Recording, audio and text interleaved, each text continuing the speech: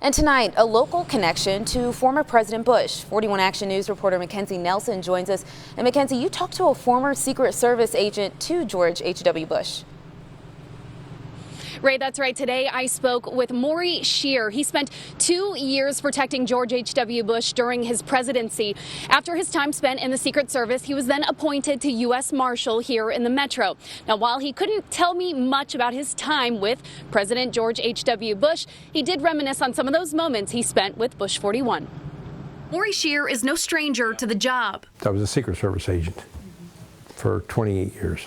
Over the years, he served 6 presidents. From Gerald Ford through George W. Bush. That includes the late George H.W. Bush. When Reagan, Bush won, they split that detail in half, and my half went to the Bushes in Houston, and I started protecting Barbara and George. Since the 41st president's passing, Shear has been reminiscing on the years he spent keeping by his side, which he says wasn't always easy. He was constantly moving. And when he would move fast.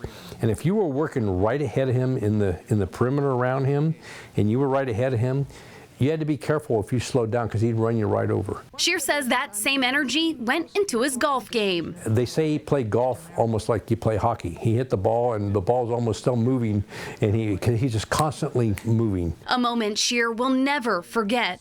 The day Ronald Reagan was released from the hospital after being shot. Shear says he and Bush were running a 10K that morning. He didn't run as fast as he thought he was going to, and he was pressed for time, and he was behind, and he was afraid he was going to miss it. Bush didn't miss a beat. Shear says he'll always remember that. He also wants others to know the president was someone you'd want to meet if you hadn't.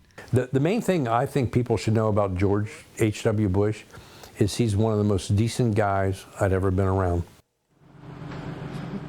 Ray, something else that I learned after sitting down with Shear today was that the president cared very deeply for others. Shear told me that during the holiday season, the president would plan his schedule around his agents. That way they could also go home and spend the holidays with their families as well. Live in Kansas City, Mackenzie Nelson, 41 Action News. All right, Mackenzie, thank you.